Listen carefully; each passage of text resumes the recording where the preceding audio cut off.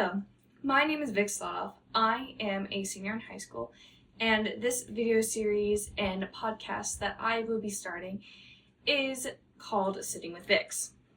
This is going to first start off as a research project, and then hopefully if I decide to continue onward, this can become just a little fun thing that I can do on my free time when I don't want to deal with schoolwork.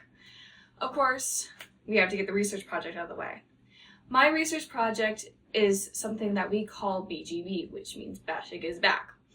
It is a sort of research project that you do for 4 years for high school, and you basically learn all the fundamentals of learning about research and how to accumulate that into either a research paper and take that research and then put it out somewhere, either as awareness or giving back to the community in a way such as donating money and whatnot.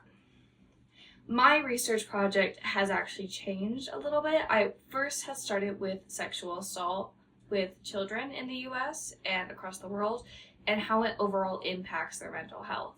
Knowing that many of my friends and many people that I have grown up with have suffered from being sexually harassed. However, because of recent political climates, I have changed this to how women are actually impacted within politics.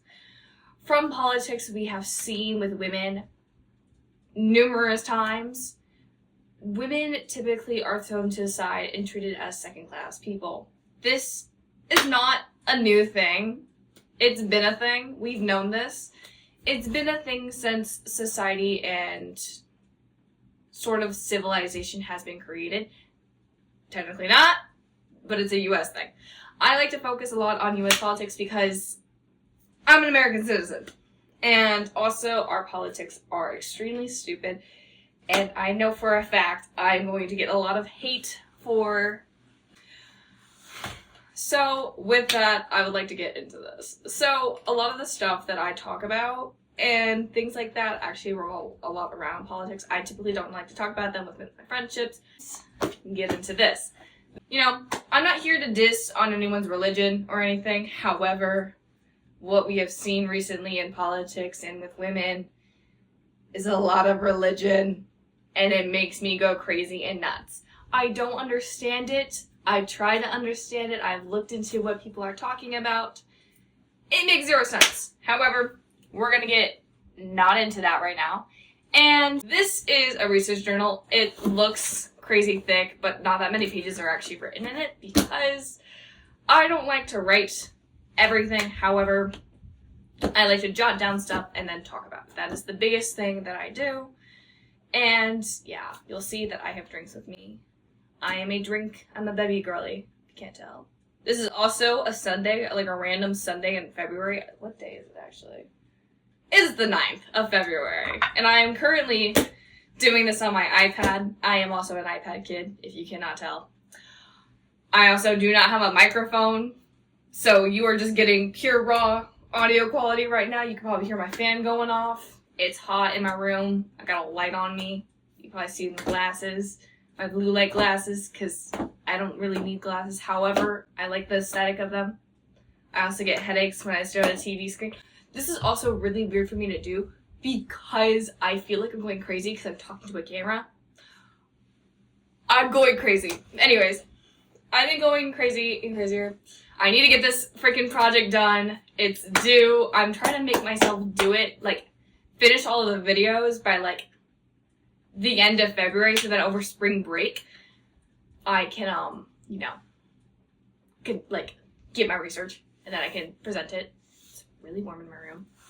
It's a wee bit cold. I was gonna have my window open, but my neighbors are loud. I don't like my neighbors, if you can't tell.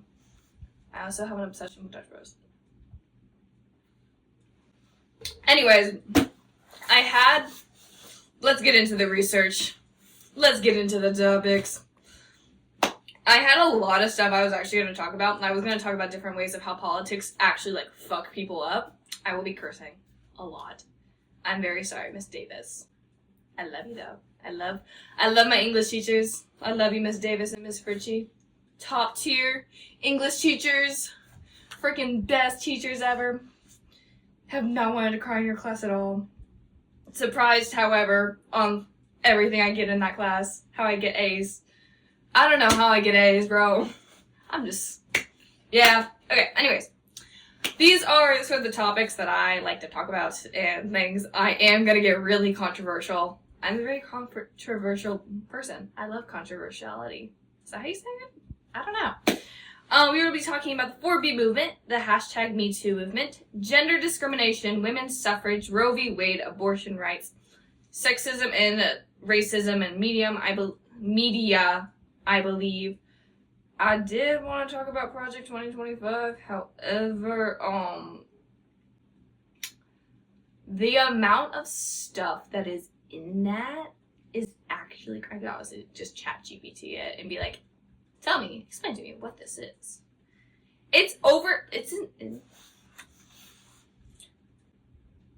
How many pages is Project 2025? Over 1,000 pages.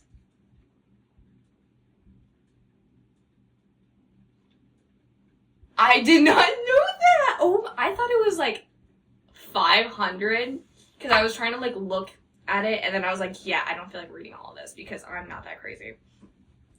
Anyways, and we'll also be talking about Planned Parenthood and maybe differences in conservative and liberal media if I feel like it. I don't like it. Okay, anyways. Politics have always been a big thing within my life. It's just been a very big thing, especially since, like, Trump was first term presidency. Like, it's just been a big thing. And now I feel like I'm in The Handmaid's Tale. Or in Brave New World. I've been reading Brave New World in class. It's kind of creepy. It's really realistic. It's freaking me out. Or Animal Farm is more on, well, it's more making fun of, like, fascism and communism. Anyways, you get what I mean. If you have not read those books, please go read those. I feel like most of those are in the school curriculum anyways. By the way, fuck politics, trying to take the Department of Education. I know my friends need FAFSA. I need FAFSA. I don't want to pay, like, dude. Give me school! Anyways. I love drinks. Okay.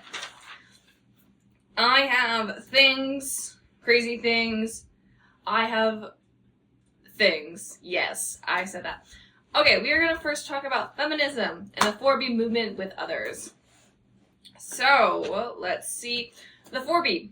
This was the biggest thing, especially when it was getting closer and closer to election, is we saw a very high rise of American women looking at what 4B. There are some cool things about it, and then we're gonna be like, oh, actually, no, like, those aren't, no.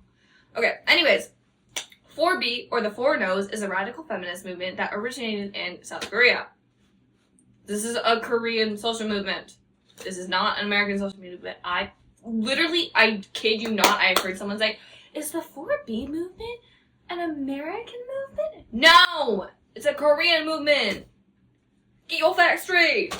Do you not go on the internet, bro? Like, what the flip? Anyways.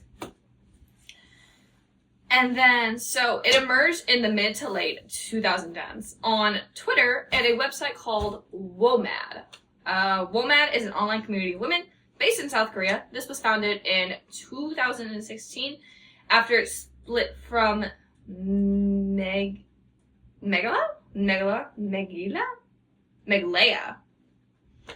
Don't know. Which was another radical feminist online community.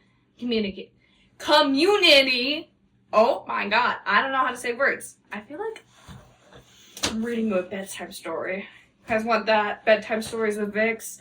Anyways, after Megalea, I'm gonna start saying it like that, began restricting the use of homophobic and transphobic slurs. This is a really big thing. So, thank you, Megalea, for restricting that. WOMAD, get out. Okay, anyways, here, they had roughly, in South Korea, roughly 4,000 members of 2019. That doesn't seem like a whole lot to, I guess, some people, but to me that seems like a lot. It's a small community. Like, that's crazy. 4,000 members is insane. Anyways, their 4 no's are no sex with men, no giving birth, no dating men, no marriage with men. Yeah. Pretty straightforward. It's basically just lesbianism. We're gonna get into that in also a second. Okay, but anyways, in 2005, a feminist group, Uni Network, had promoted no marriage or...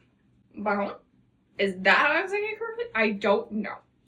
As a political agenda to challenge the family module in Korea. So basically, Korea, both South and North, I believe. I believe it's more South, though, if I'm correct, because you can know more about South Korea than North Korea because of all the restrictions.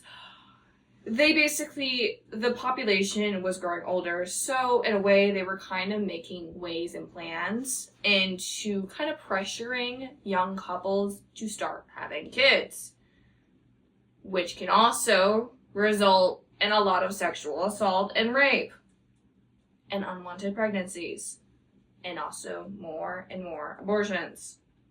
Crazy! That was crazy once. Okay.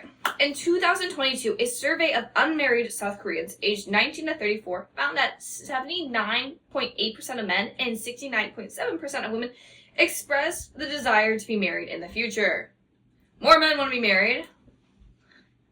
Some women, more than half, want to be married. But not everybody wants to be married. Crazy. Okay. Anyways, overall, 63.3% of respondents expressed a willingness to have children. Within the 63.3%, 70.5% of men and 55.3% of women indicated the preference of having children. Women, half of the women want to have kids. Other half, no children. Real. Children are little gremlins. I would know. I'm around them all the time. It's really annoying. I say as I go to school with middle schoolers. I hate AMS, if you can't tell. I don't like my AMS kids. They're freaky. I also don't like freshmen. Freshmen are also freaky. Put on deodorant. Anyways. Women see relationships with men as an extension to the patriarchal family structure. So, basically, but isn't it,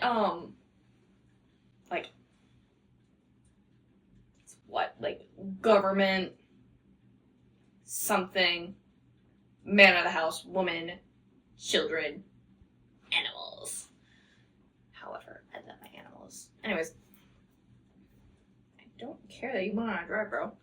Anyways, highly publicized 2016 murder of a woman by a man. The murderer said he did it because a woman literally ignored him and then was not charged with a hate crime.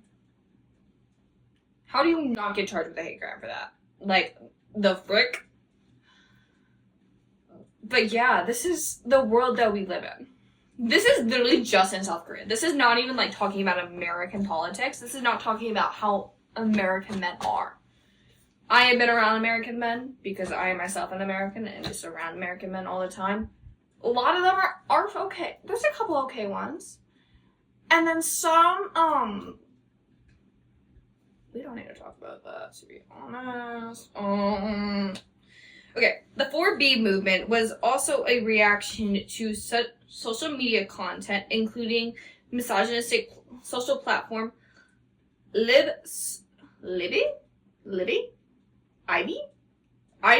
Storehouse, which we will talk about that side in a second. One notable feature of the 4B movement, as with other Korean digital feminist movements, is that the members often identify themselves as anonymous women, as it is conventional not to disclose personal details online. So basically, anyone who says they're in the 4B movement, technically they're not, because they're supposed to be anonymous. They're not supposed to have, the information flying around. So basically, you can't have your name online, you can't have your age, your height, your weight, your color, what you look like, anything like that online. If you're married, if you have children, None of that goes on. But if you're part of the 4B movement, I would expect you to be married or have kids. I also find it very funny. It's not funny. It's not funny. But I find it very strange and interesting and kind of fascinating in a way, too. About how many people have recently, because of the 4B movement, this is not recent, this is like, November, December, basically, that people, like, divorced their husbands over the 4B movement. That's very interesting. And I think it's very interesting to look at how that happens. Anyways. Okay.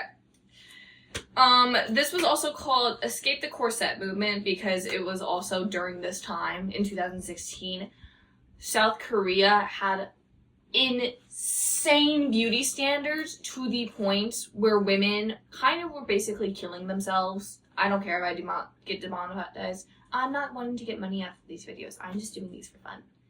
And this one is not really fun to get money off of. Anyways. Basically, it was a movement about, like, hey, we don't want to do this. Like, we don't want to go through surgeries. We don't want to go through, like, changing how we look in order to fit your standards, your governmental standards about how women should look, basically. This was in 2016. This became the inspiration for the 4B movement. So it's the Escape the Corset movement and then the 4B movement.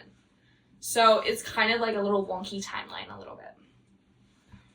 But yeah, there was, it was basically how people, like, felt repressed from beauty standards of America. Not America, South Korea. Jesus Christ. Anyways, during this, they would shave their heads. And then when we get to 2024 and 2025, women were shaving their heads, but then we just kind of looked at them and be like, you look stupid. But yeah, it was radicalized, it was cool in 2016. Now it's just, what are you doing, man? Anyways, as I said about U.S. interests, a lot of stuff started spiking up about this after, like, it was getting time to, like, election season, and we were finding out more and more and more about the 4B movement. So it was crazy. They spiked 450% by American Moments, like in like on social media, on Google. Like, it was insane because of the freaking 2024 election results. Insane. They also, from here, say it combats pro-natalist policies, which, if you don't know what a pro-natalist means, it means, so pro-natal means pro-kids. Like, you want more children in your society. And because of South Korea and their declining population, because everyone's getting older and no one's having kids, they were extremely pro-natal. I'm pretty sure they're still pro-natal, if I'm correct. It's insane. Like, looking into different policies of different countries and looking about how they look and react towards having kids and not having kids and abortions and not having abortions. It's very much a large rabbit hole to get yourself under. And I bet it's probably terrifying to get used to. Ju Hoi Judy Han. I'm pretty sure I just said, like... Okay. Anyways, UCLA argues that the vast majority of South Korean feminists do not abide by it. The 4B is not a representative of Korean feminist policies. It's a small group. It's not widespread. Most feminists of South Korea don't even, like, acknowledge this group because of how homophobic and transphobic it is. Things that they've had is ID scanners to verify sex within the group. And then there's videos of people's Adam's apples. Like, they look at videos of their, their throat to see if they have, like, a predominant Adam's apple, since men have more predominant than women. It's really weird. And it goes in, and then it's like, you're a trans woman, they don't like you, and they tell you, fuck off, basically. And then there was the 6B for T movement, which was literally, it was banned in China, and it was just an addition to the 4B movement. It was literally everything about the 4B movement. They are just adding more stuff to it. It's some, like, sexism is, like, crazy, basically. And then, feminist separatism is the next topic, because 4B movement basically is just a whole rabbit hole. Like, when I was researching about it, it was just insane about how transphobic, homophobic, and all of these, like, members really are. Like, they don't want gay people around. They hate the idea of trans women. They only want, like, your sex, like, your birth sex, female. You cannot be a male at all. Like, you cannot, like, if you're a trans man, they especially hate you because, like, you turned on them. Like, what? Anyways, feminism separatism. Okay, this is the theory that feminist opposition to patriarchy can be achieved through women's separation from man. This is a theory based in lesbian feminism. Men hate this theory with a burning passion, and we're going to get into that in also just a second as well. Okay, author Marlon Frey describes feminist separatism as separation of various sorts or modes from man and from institutions, relationships, roles, and activities that are male-defined, male-dominated, and operating for the benefits of males and the maintenance of male privilege. This separation being initiated or maintained at will by women. So, like, think in a way, like, porn. That's, like, what I think. Like, basically, you're, like, against porn, and you are against, like, what's a good male-dominated field? Scientists? Like, there's, like, engineers, like, stuff like that, basically. Like, you don't want to give in to the ideas of man. Like, you don't want men around. So, like, you hate government, basically, since it's a very much a male-dominated field. And you don't want that government to be controlling you, basically. Okay. But lesbian feminism, let's get into this, is a cultural movement and a critical perspective that encourages women to focus on the efforts, attentions, relationships, and activities towards women and fellow women rather than a male. So basically just using being a lesbian and make it kind of radicalized in a way. So, like, you can be lesbian, like, there's, like, people who are actually lesbian, and then there's people who are lesbian feminism, who are kind of lesbian, but not really, because, I mean, they hate men, which makes sense. Men suck. Okay, anyways.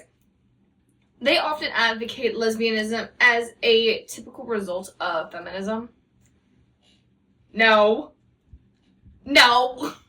A lot of this stuff, a lot of the movements that you'll see, there's always one thing that seems very wrong and controversial and all these things, and then you look at it, you're like, that does not make sense. Why would you ever do that?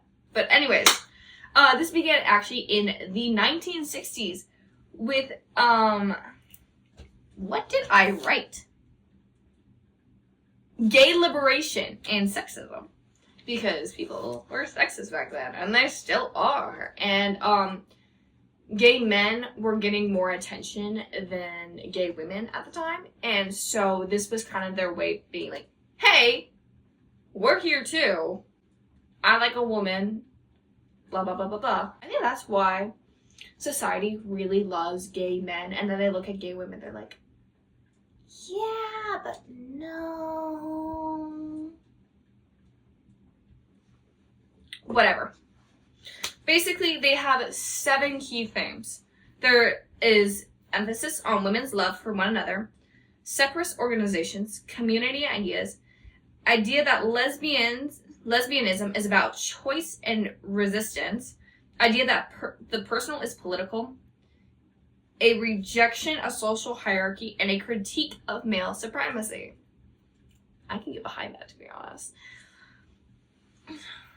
what I find very interesting is the idea that lesbianism is about choice and resistance. Is being a lesbian a choice? Is it? I don't think so. But anyways, separatism is being considered by lesbians as both a temporary strategy and a lifelong practice. So some women use it as a way to, for a short while, focus on themselves and the women that they surround themselves with. And while other women, it's like their life. Like, you know, you have those people who are, it's like, oh, this is my, like, you know, my part-time. Like, no, you have those people who are like, I eat, sleep, and breathe this. Like, this is my life. And this is often because men have shown women that they don't care about them and that women just aren't the same as men. So, very, very crazy. Betton Allen. Okay, a lot of people believe that lesbian separatism, unlike some other separatist movements, is not about the establishment of an independent state. It is about the development of autonomous self-identity and the creation of a strong, solid lesbian community. So some women actually use this as a way to be like, hey, I'm, you know, just a little fruity. Mind if I join in? You know, those type of people. And then you have other women where it's like, I need a safe space. Okay, apparently when women don't want to be near men, it can become hysteria. That just reminds me of the, what was the one craze that happened? Was it in the medieval time? What is this? Was it in the medieval times where the nuns were just meowing at each other, and so they had to get, like, a priest or something to come in and, like, kind of, like, you know, what's it called? Oh my gosh, it was literally in my head. It's not a sacrifice. It's like, it's a ritual. Exorcism. It's an exorcism. My God, I can't think. Oh, let me speak. Okay, anyways. It's kind of like that, in a way. I feel like it's basically that, where people become, like, hysterical and are like, oh my God, like, what is wrong with you? Okay, however, with anything, because everything's controversial, because we live in a controversial society, because everyone fucks up. Lesbian feminism, along with the 4B movement, they don't align or agree with bisexuality or transgender women. Because they used to be men or whatever, even though they've technically always been women. I don't know, bro. And then bisexuals because they like men as well as women. Which I'm like, makes sense. But also, like, respect the hustle. Because, I mean, you could totally be into women. Like, more into women than men. Like, and then just kind of manipulate a man. That's very interesting. Okay, anyways, there is a society, there is an online society, an online community that goes against feminism, separatism, and hates the 4B movement, called Men Going Their Own Way.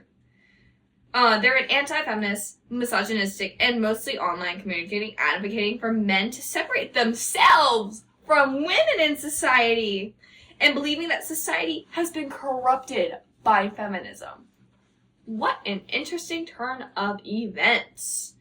Apart from the monosphere, which is the biggest, which men going their own ways is part of this big thing where it's not just them, it's a huge community of men online where they talk about, like, basically they're separating themselves from women, which, okay, you do you, girlfriend. Sit back here and support you.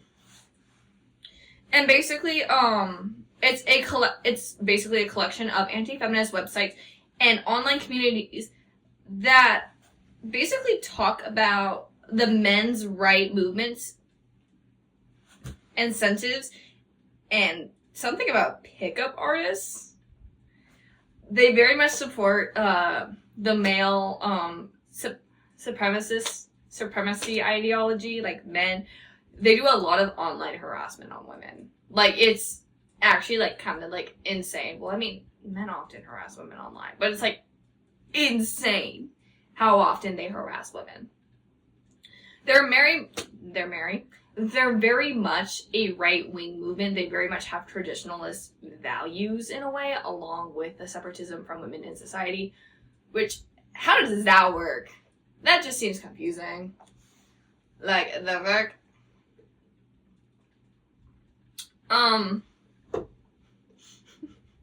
This is mainly, heterosexual, white, middle-class men from America and Europe. I saw a couple of photos of them. Yup. Some of them are balding. They look like your typical white man. Blonde hair, blue-eyed. Ugh, gross. Anyways, they claim to be leaderless.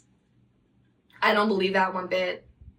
Okay, anyways, they have a subreddit called r/MGTOW, which has over 35,000 members, and it actually grew to 104,000 members by 2019. What? And so basically, very far right commentator and polemist Milo Yiannopoulos is credited for helping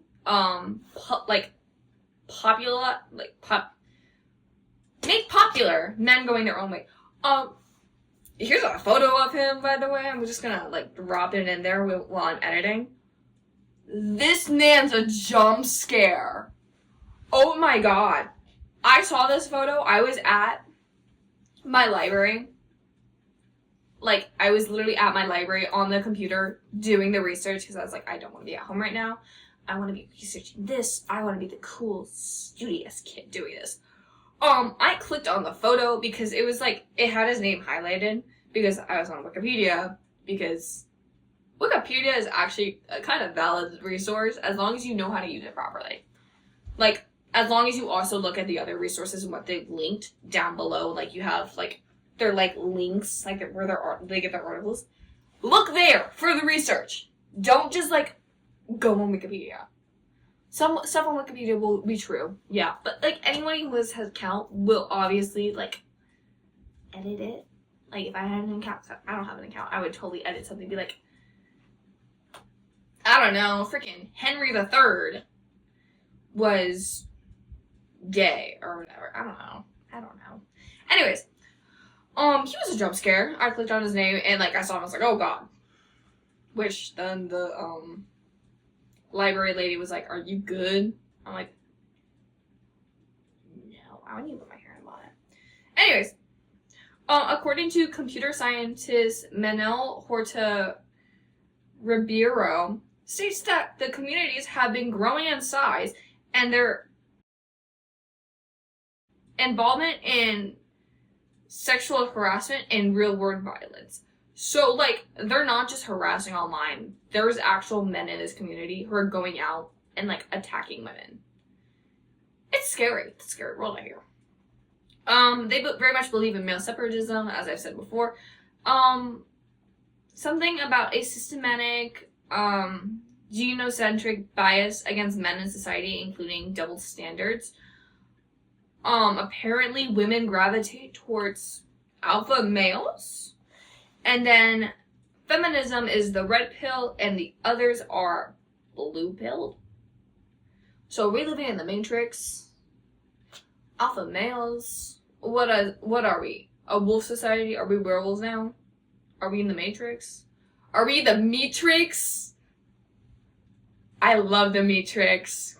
I don't think you guys understand my obsession with it. It's freaking hilarious. I love it so much. Okay, basically, it's just a society of men who literally can't get laid. Like, these men have tried so hard to, like, get laid that they can't. So they go on this freaking community and start dissing on women. Which, how the hell are you gonna diss on a woman for not wanting to lay with your white ass? Like, Sorry. Kinda want some spice in my life. Just put it on there. Like, call me when you're not balding, basically. Like, get out! Anyways, men, we hate them. We love them. There's some okay ones. There's some bad ones. We're gonna deal with that in a society, obviously. But of course, we have to talk about American movements, aka the #MeToo movement, which is probably one of the most important that I have seen within feminist society, besides like the Siena Convention and, you know, women getting voting rights, because kind of important, actually. You know, crazy, kind of like, you know, having the idea, being able to vote, even though I'm technically not at that age yet. Anyways, alright, these are the statistics that were actually on the Me Too website when I was researching these. So I'm going to link down below the Me Too website, the #MeToo website. Please use some time and research into it. Look into the website. They have resources for you. They do. They had their controversies. I believe they still have some. But if you do need help, they'll help. As well as another resource and organization that I actually had researched before I started researching about this, and that was the RAIN organization, which is an organization that stands against sexual violence against women and children, and I believe they're worldwide. Please look into them as well. Maybe make a donation. They also have resources that you can talk to as well if you are someone who is suffering. Please look into them if you need help. They're there to help you. Anyways, these are the statistics that I have gotten. 1 out of 10 elderly persons suffer abuse, including sexual abuse, within a 1-year period.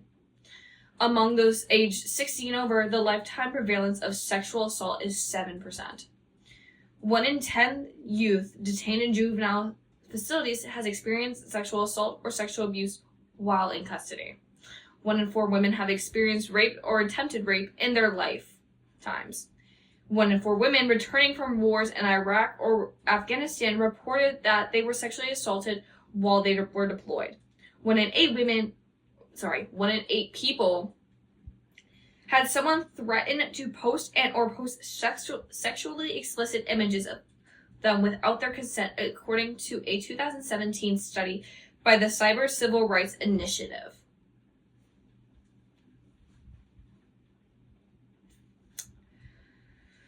Women are almost twice as likely to become targets of non-consensual pornography than men. 1 in 5 survivors of sexual abuse in ICE, which is Immigration and Customs Enforcement, detained that trans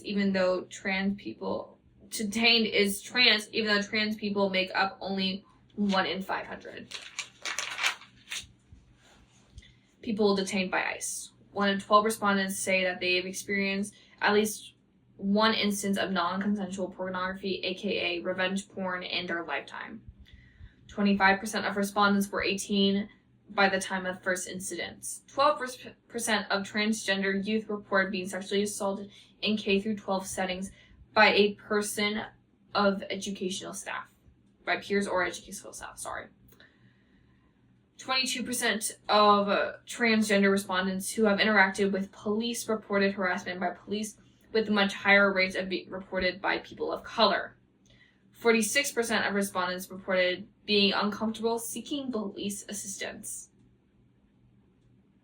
24% of American Indian transgender students, 18% of multiracial trans students, 17% of Asian trans students, and 15% of Black trans students have experienced sexual assault. 4.2% of active duty women and 6.3% of active duty men indicated experiencing sexual harassment in the year prior to being surveyed in 2018. 61% of survivors did not tell anyone around the time of the abuse/assault, according to a national survey on sexual violence within the trans and SOFA community. while 47% have long-term medical conditions or physical scarring from the abuse/assaults, the first access to mental health services was most commonly 10 years post-abuse and assault. So, like, they didn't get therapy until, like, years after being attacked. 8% of rapes occur when the survivor is at work. 80% of transgender students report feeling unsafe at their schools because of their gender identity. This, quite literally, is only a sliver of the amount of statistics that are on the Me Too website.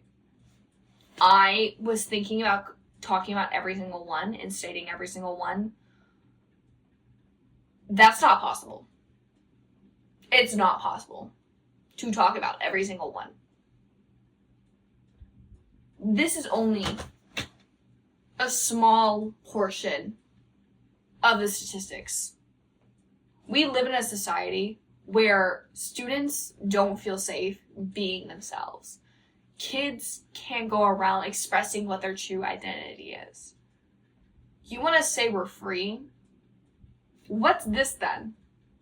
What is freedom if you make children feel unsafe? We don't have freedom anymore. We live in a society where freedom does not exist. Our freedom is so limited, we can't even see it. Freedom of the press?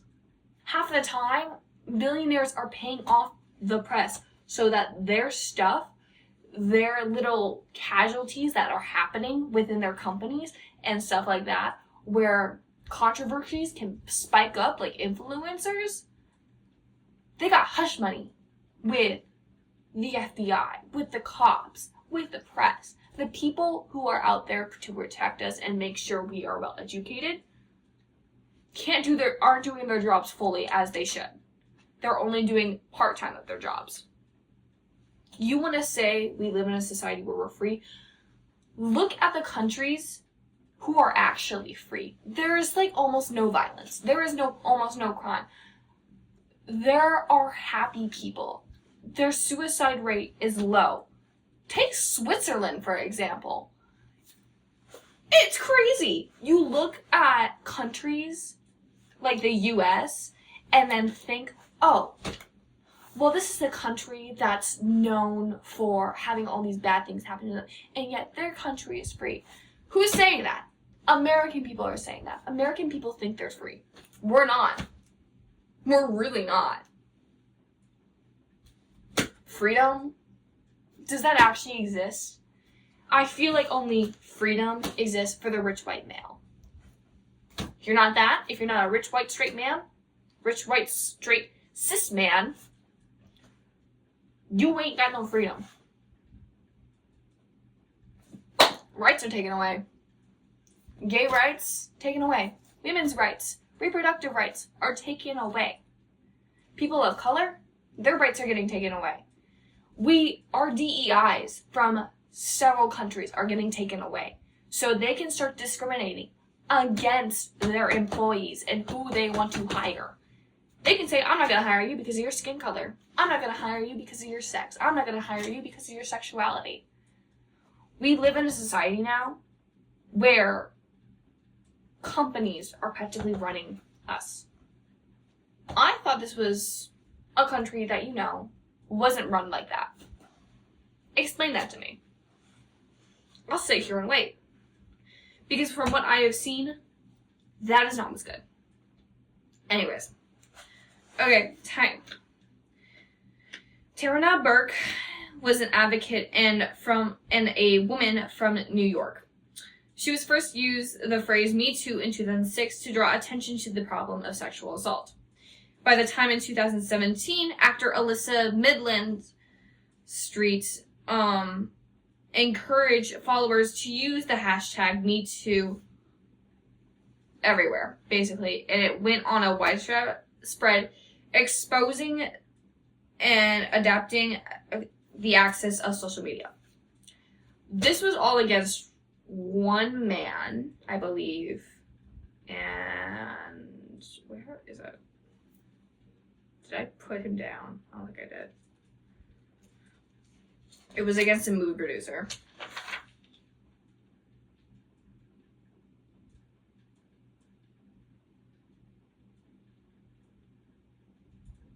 I got put him down. Once I find the name, it's going to go right here. This is the man that Alyssa Midland Street was talking about. There's also probably a photo there too. And basically he would sexually assault his workers. This became a global movement, and that just spread it overnight. There we go. That's a snap.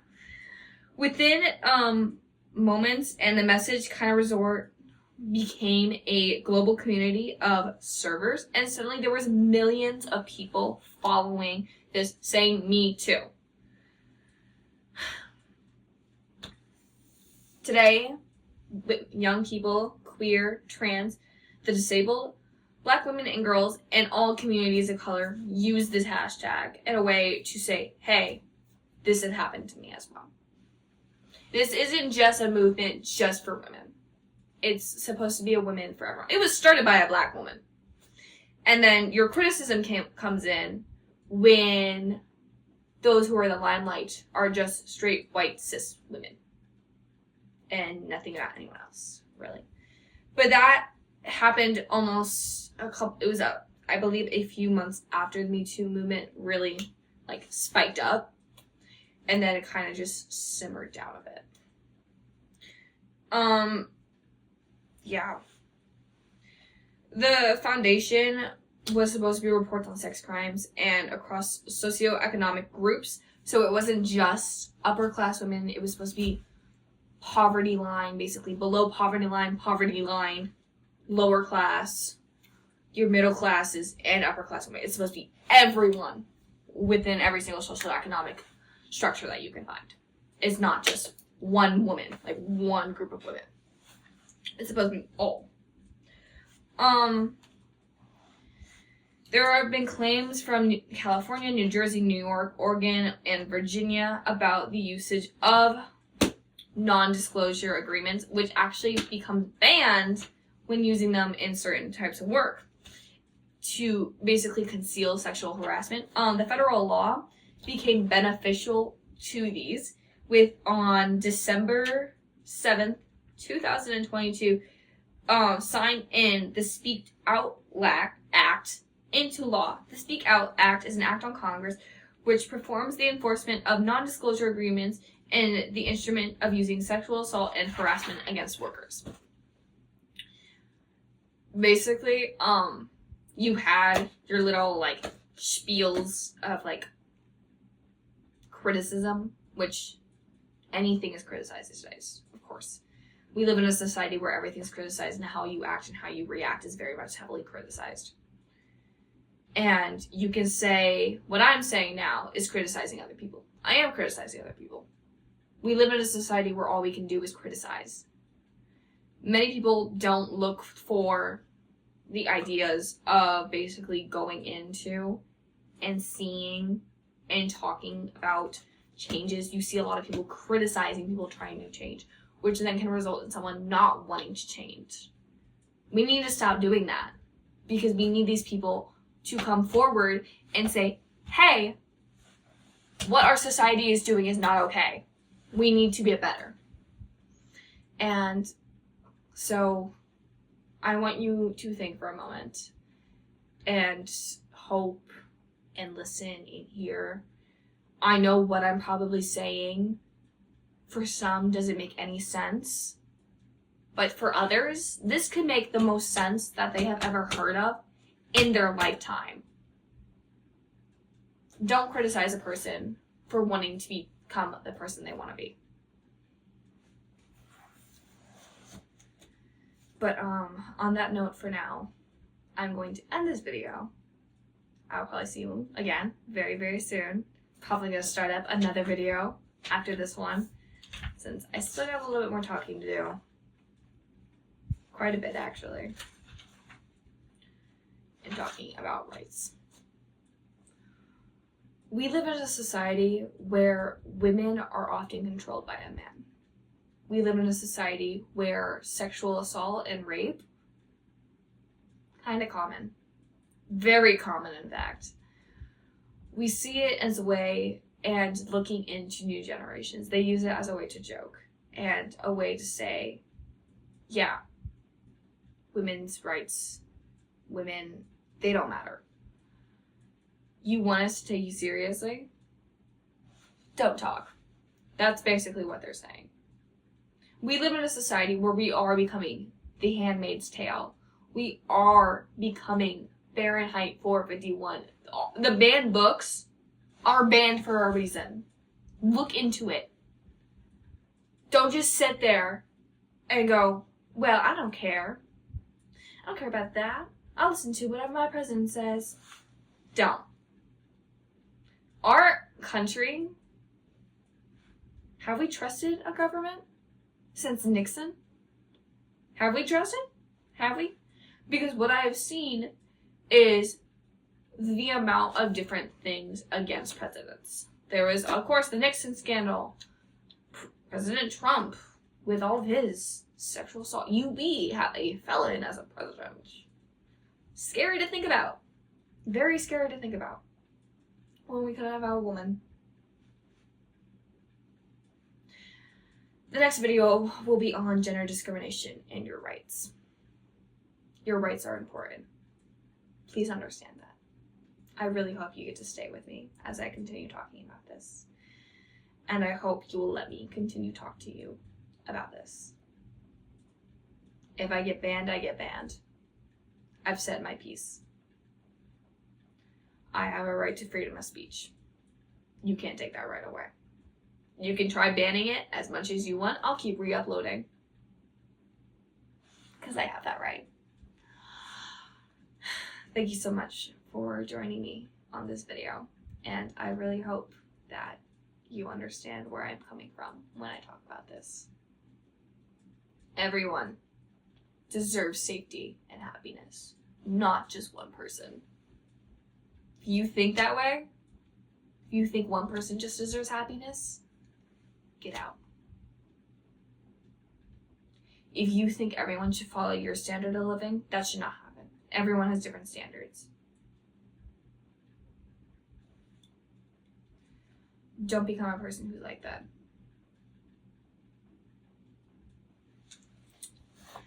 If you are having struggles out there, there are some resources that I have linked down below for you. There are people out there who want to help you and want to make sure that you are safe. They are there for you. Please look at them. Please research into them. Call them. See what can happen. Teen Helpline, if your teenager can help. The Trevor Project, RAIN. All of these organizations are here to help you. I'm not just saying that as someone who is liberal or whatever, democratic, whatever. I'm saying that as someone who wants you to be safe. Thank you.